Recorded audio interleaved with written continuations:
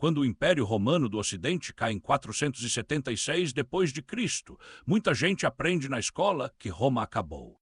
Só que isso é meia-verdade e talvez a meia-verdade mais enganosa da história.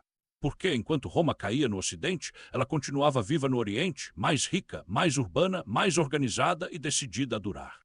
Hoje a gente vai falar do Império Bizantino, o império que sobreviveu por quase 1000 anos depois da queda de Roma e que fez isso mudando tudo sem admitir que mudou. Para começar, um detalhe essencial: os próprios bizantinos nunca se chamaram de bizantinos. Eles se chamavam romanos. Para eles, o Império Romano nunca acabou, ele apenas mudou de capital, de idioma e de forma. O nome Império Bizantino só aparece muito depois, criado por historiadores modernos para diferenciar essa Roma oriental da Roma clássica. O ponto de virada começa no início do século IV, com Constantino o Grande. Em 330 depois de Cristo, ele inaugura uma nova capital sobre a antiga cidade grega de Bizâncio, rebatizada como Constantinopla. A localização é perfeita, entre Europa e Ásia, controlando rotas comerciais terrestres e marítimas, protegida por água em 3 lados. Constantinopla não é só uma cidade, é uma fortaleza estratégica disfarçada de capital imperial. Quando o Ocidente entra em colapso, o Oriente continua funcionando. Tem dinheiro, tem cidades, tem exército pago, tem burocracia. E diferente do Ocidente ruralizado, o Oriente continua urbano e conectado ao comércio internacional. Isso faz toda a diferença, mas sobreviver não é só questão de dinheiro, é questão de adaptação. E é aí que o Império Bizantino começa a se transformar numa coisa nova. A partir do século V, o Império Oriental passa a enfrentar um mundo cada vez mais hostil. Invasões, guerras constantes com a Pérsia Sassânida, pressões internas e crises religiosas. Em vez de tentar manter o modelo romano clássico intacto, Bizâncio adapta tudo. O latim vai dando lugar ao grego como língua administrativa. O imperador deixa de ser apenas um governante civil e vira uma figura quase sagrada, escolhida por Deus. Política e religião começam a se fundir.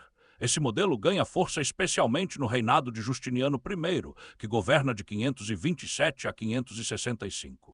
Justiniano tem um sonho ambicioso: reconstruir o Império Romano.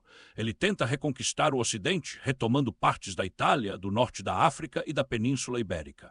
Por um tempo dá certo, generais como Belisário vencem guerras improváveis, Roma é reconquistada. Cartago volta ao controle imperial, mas o custo é altíssimo. Guerras drenam recursos e o império sofre com uma das piores pandemias da história antiga, a peste de Justiniano, que começa por volta de 541. Milhões morrem, a economia encolhe, o sonho de restaurar Roma se mostra insustentável. Mesmo assim, Justiniano deixa um legado gigantesco, o Corpus Juris Civilis, a compilação do direito romano. Esse conjunto de leis vai atravessar séculos e influenciar praticamente todo o direito europeu moderno. Enquanto territórios são perdidos, as ideias sobrevivem. Depois de Justiniano, o império entra numa fase dura. Perde terras e enfrenta ataques constantes, quase entra em colapso no século VII. Mas, mais uma vez, se reinventa. Surge o sistema dos temas, uma reorganização administrativa e militar em que regiões são governadas por comandantes militares responsáveis tanto pela defesa quanto pela administração local. É menos elegante que o sistema romano clássico, mas muito mais eficiente num mundo em guerra constante. Bizâncio também se torna um império da diplomacia, nem sempre vence pela força. Muitas vezes vence pagando, negociando, dividindo inimigos, casando princesas, espalhando intriga. É um império que entende que guerra custa caro demais para ser a única ferramenta. E tem outro detalhe fundamental: Constantinopla não cai fácil, suas muralhas são lendárias. Por séculos elas seguram invasões de todos os lados. Árabes, persas, povos das estepes, todo mundo tenta. Poucos conseguem, a cidade vira um símbolo quase mítico de resistência. Enquanto isso, o império se torna o grande guardião do conhecimento antigo.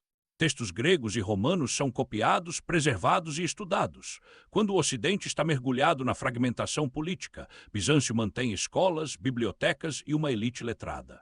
Sem o Império Bizantino, muita coisa da antiguidade simplesmente teria desaparecido. Mas o Império não é só luz, ele também é palco de conflitos religiosos intensos. Disputas teológicas viram crises políticas. Uma das mais famosas é a iconoclastia entre os séculos VIII e IX, quando o uso de imagens religiosas é proibido por alguns imperadores e defendido por outros. Igrejas são destruídas, monges perseguidos, o império se divide. Mesmo assim, ele sobrevive. A partir do século XI, Bizâncio começa a perder fôlego, novos inimigos surgem, o poder econômico se desloca. E então acontece um evento traumático. Em 1204, durante a Quarta Cruzada, cruzados cristãos saqueiam Constantinopla. Uma capital cristã saqueada por cristãos. O império nunca se recupera totalmente disso. Bizâncio continua existindo, mas enfraquecido, reduzido, dependente. Nos séculos seguintes, enfrenta a ascensão de um novo poder, os otomanos. Aos poucos, o território bizantino vai sendo engolido. Em 1453, Constantinopla finalmente cai, conquistada por Mehmed II.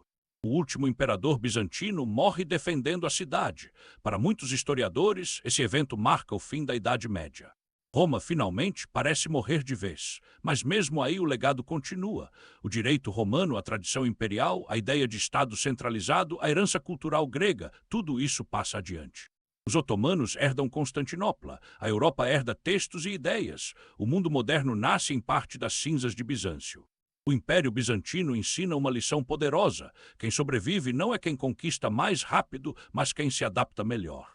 Bizâncio não foi o império mais amado, nem o mais glamouroso, mas foi talvez o mais resiliente.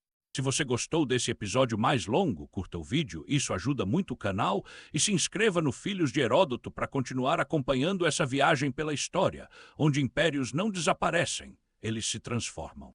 E no próximo episódio a gente fala de quem finalmente toma Constantinopla e constrói um império ainda maior, o Império Otomano.